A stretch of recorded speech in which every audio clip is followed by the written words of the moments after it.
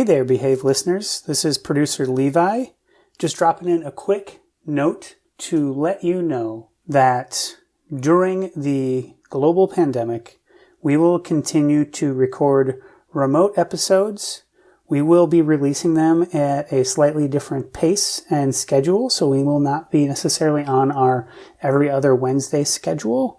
We are trying to be dynamic and agile as things come up and respond to those things. We strongly encourage you to subscribe to the podcast if you have not already, and please share this with other folks as you find any of this content may be helpful for folks who are trying to do work or lead teams in a suddenly all digital, all remote workforce as we work together to get through that experience.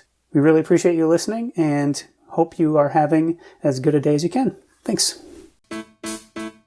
I'm Alfonso Winker. And I'm Trina Olson. And together, we're the co-founders of Team Dynamics. And this is Behave.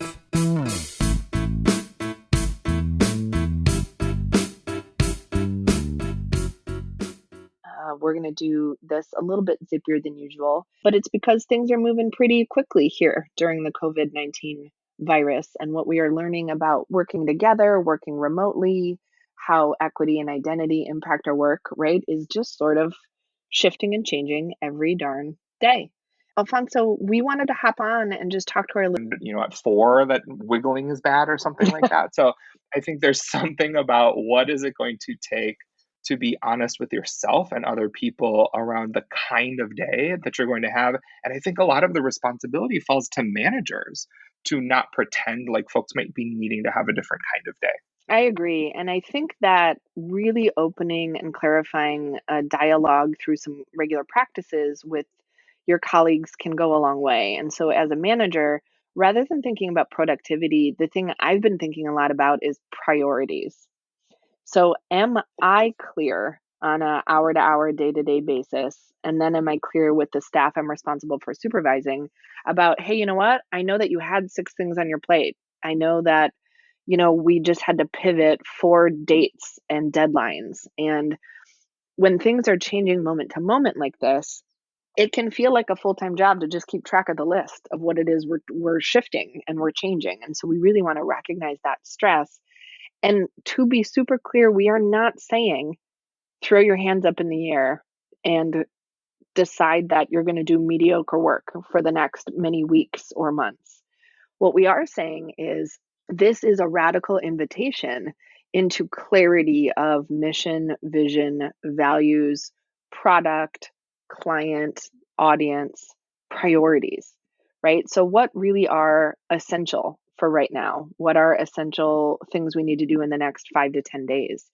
What had we planned on doing that just needs to pivot and fully shift? So stop worrying about that. And I'll even say, you and I have had big sort of surges of some powerful work during this time because we've actually found our ability to focus has increased during different pockets of different days just because we're not in the car running from meeting to meeting anymore. And so was able to get some writing done in a row. And I know you've been working on some materials. And so it's recognizing that people are in a whole different biorhythm. Like my bedtimes are changing, my wake up times are changing. And if we are not acknowledging the context that we're in, we're lying to ourselves about what could be accomplished. So when we talk about what sort of solid, impactful, useful work can look like, how have you been defining, Alfonso, what is sort of important, what is absolutely good enough, and how to not let sort of perfection be this painful nagging during a time that is just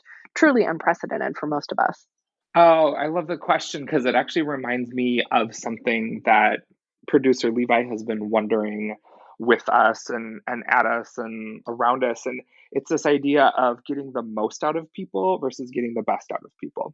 And rather than saying, how can we continue to reinforce a mentality that really comes out of profit building and the industrial revolution of more hours, more work to get more product, to say, what is the thing we're solving for? Or what is the goal we need to achieve today, in the next few hours, in this week?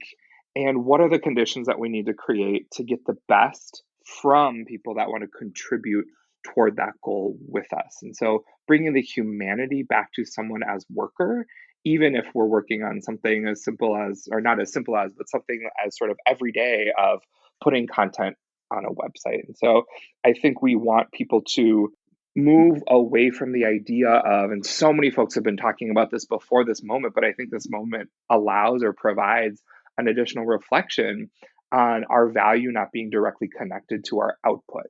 Because for me as manager, for example, to say that yesterday I was having a high anxiety day and something was going to move to my to-do list for today may have had, I don't know, but may have had a bigger impact in getting us closer to some of our goals because it demonstrated folks had permission to only work on something when they can bring their best to it, rather than saying, we have to make this worksheet today. Right. I think that's been showing up for me in a couple different ways. I've been catching myself feeling ashamed or embarrassed when I feel like I'm having a lower productivity day, which today has been for me. And that's not necessarily different than when we were also sort of able to work in person. But I think one of the things that's contributing that to me, and sort of I think the productivity frame can accidentally exacerbate this, is a whole lot of us are having trouble with boundaries about feeling on and feeling when we can be off, because we're at home or we're at wherever we're sleeping or staying right now, and we are near our devices and our devices are plugged in, and everybody knows everybody's at home. So I sort of feel like, oh, am I supposed to be available 24/7? And some of us may have felt that even when we were working in person. But I think back to what you were saying about quality over quantity, two things have been helping me. I have actually, for my own sort of mental health and sanity, have had to put my phone in another room for part of the day each day. And sometimes that's at night, sometimes that's during the day. But when I am getting inundated, I feel compelled to respond, even if something isn't urgent. And so part of what we talk about on our team is that it's actually okay to talk to each other at any time. Do not expect a response at all hours of the day and night. So we also say, please use Slack channels rather than text messaging if it's you have an idea that's late at night, because if it's a text, there's a protocol on our team that means something is urgent or an emergency. So even my body responds sort of at the ready when I hear the little text message. It's not even a ding dong, a beep, a blink, like, dude, I don't know how to do that sound. When your phone makes the text message buzzer sound, I'm like, I have a Pavlovian response to like spring into action, right?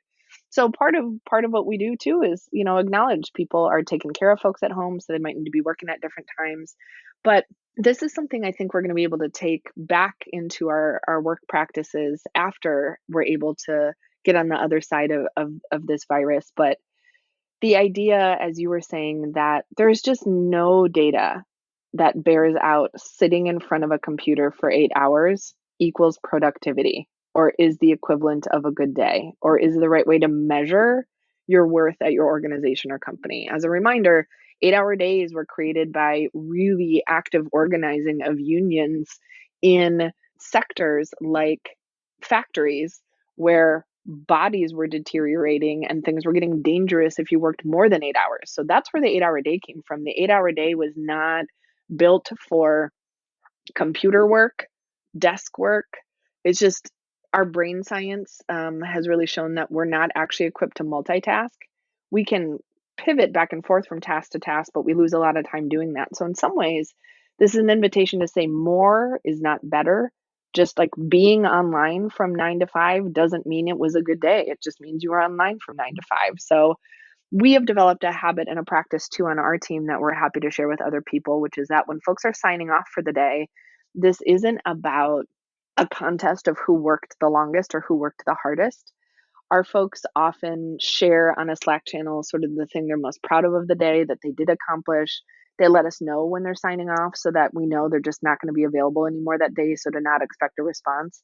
And we really practice holding non-judgment. So maybe somebody's working until 3:37 and somebody else is working until 6:11. It's about what are their priorities, what are their deadlines, are they in their flow? And so we as managers have really active conversations with people. That again, this isn't one size fits all.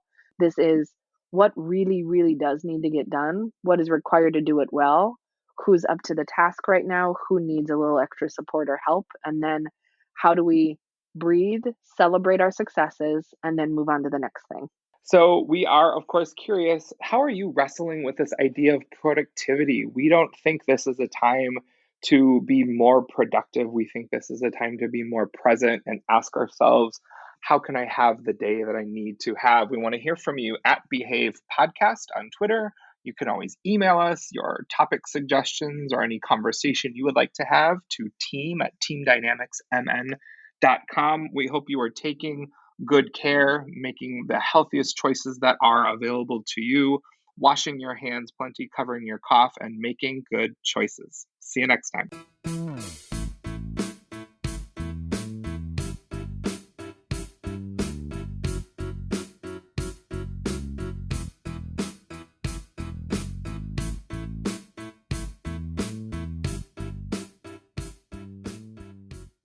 There's a sword, it's pink, and it says "Be gay, do crime."